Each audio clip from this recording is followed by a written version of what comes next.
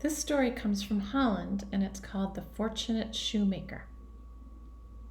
Long ago, in a village called Oosterlittens, in a province called Frisia, in the country of Holland, there lived a poor shoemaker. Now that shoemaker worked very hard every day of the week, except for Sunday. But no matter how hard he worked, it seemed like he could never get ahead. He and his wife had enough to live on, but they didn't have anything extra. They didn't have enough for any kind of little comforts or luxuries, and they never had enough that they could put any aside for a rainy day.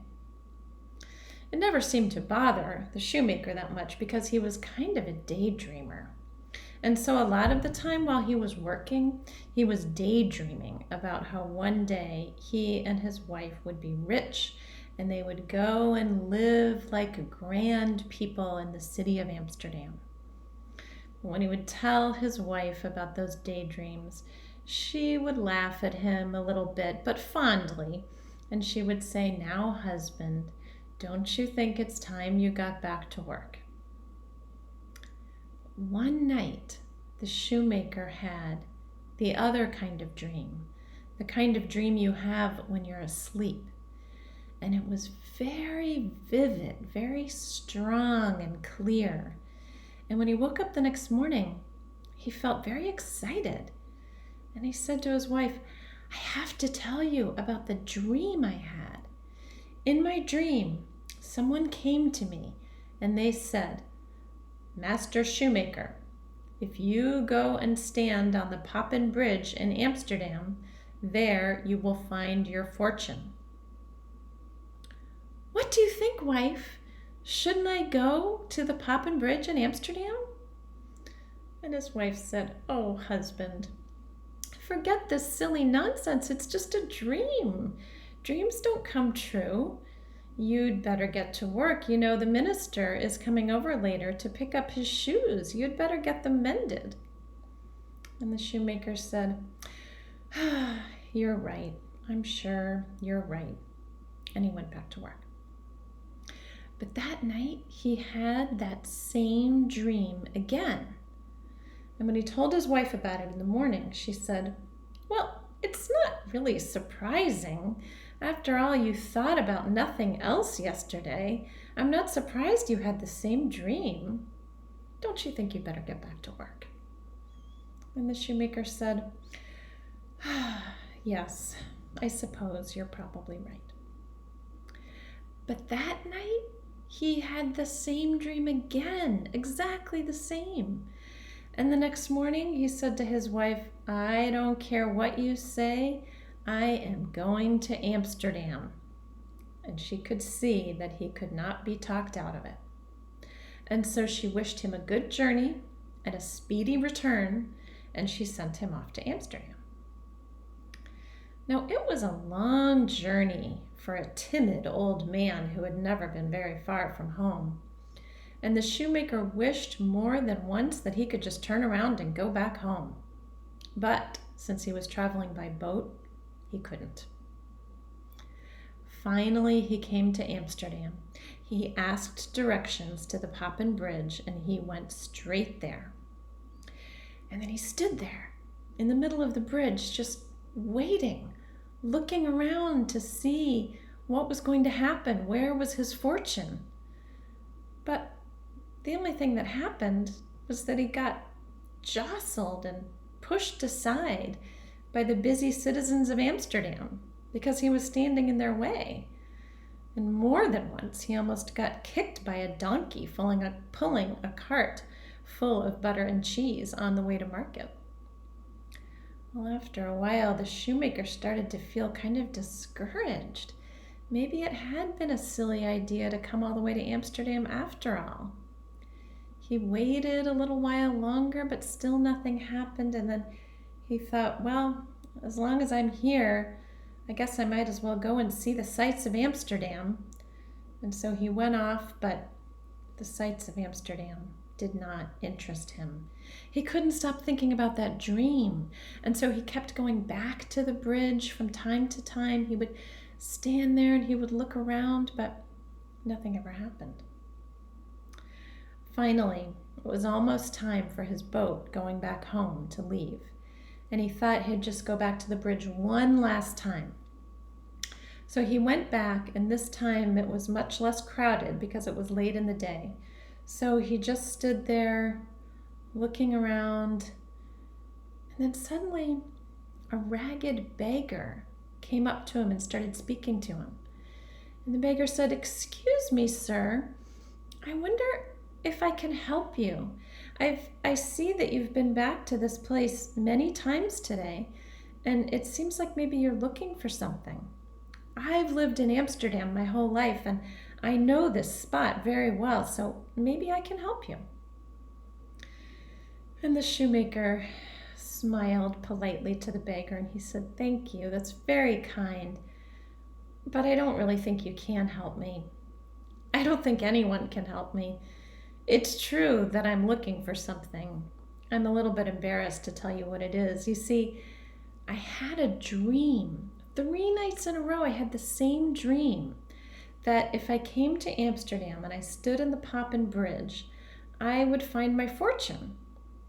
I know, it's silly. It was just a dream." Well, the beggar stared at the shoemaker for a minute, and then he burst out laughing. And he said, "Oh, I'm sorry. I shouldn't laugh. I don't mean to be rude. I don't want to hurt your feelings, but you must be very simple if you came all the way here just because you had a dream about it. Everyone knows that dreams don't really come true. I mean, if I believed in dreams, I would be off on a wild goose chase too. You see, I have dreamed many times that if I went to a village called Oosterlittens, I think, in the province of Frisia, and if I went to the house of a shoemaker who lived opposite the church, that I would find a pot full of money in the garden. But I'm not silly enough to go all the way there just because of some crazy dream." And the beggar walked away, still chuckling to himself. The shoemaker was weak with excitement. The house of a shoemaker opposite the church in the village of Oosterlittens in the province of Frisia? That was his house. He wasted no time in returning to his boat, and pretty soon he was on his way back to Frisia. Now, the journey was no easier than it had been the first time, and in fact, this time he got rather seasick. But he kept up his courage, thinking about what awaited him when he got home. Now, when he did get home, it was quite late, it was dark, and he hardly even took time to greet his wife. He ran past her, he grabbed a shovel, he ran out to the garden, and he started digging, and pretty soon dirt was flying all over the place. Well, his poor wife thought that her husband had taken leave of his senses. "What are you doing?" she kept saying. "Husband, what's wrong?" But he did not answer her. He just kept digging, and the dirt kept flying. And before much longer, he felt his shovel clank against something hard, and he dug up a large pot which was filled to the brim with money. Now he quickly covered over the hole that he had made, and he and his wife took that pot inside and they counted the money. Now it was not enough to make them rich exactly, but it was enough that they would be able to live much more comfortably and be able to afford all kinds of things that they had always had to do without. And what was more, when they scrubbed the pot out well, the wife had a new kettle for cooking. Now, not long after that, one evening, the minister came to visit. It was kind of a chilly night, and so he and the shoemaker sat in front of the fire warming their feet. And the minister looked at that pot that was hanging from a chain in the fireplace, and he said, "Master Shoemaker, where did you get that pot? I don't remember seeing that before." Now, the shoemaker did not like to say where the pot had really come from, so he said, "Oh, I bought it not too long ago from a traveling tinker. It has some kind of writing on it, but it's written in another language, so I don't know what it says." The minister said, "Well, I speak a few different languages. I know a few different languages. Maybe I can read it." And he leaned forward and he looked at the writing on the pot and he said, "Well, yes, I know what it says, but it doesn't really make any sense." "Well, what does it say?" asked the shoemaker. "Well, it says, 'Underneath me lies a still bigger pot.'" "What in the world does that mean?" Well, the shoemaker could hardly wait for the minister to leave. He was on pins and needles. And when the minister was gone and it was fully dark outside, the shoemaker went out with his shovel and he dug in that same spot. And before long, he had pulled up a pot that was much bigger than the first one, also full of money. Well, now the shoemaker and his wife had enough money that they could close their little shop and go and live a life of leisure in Amsterdam.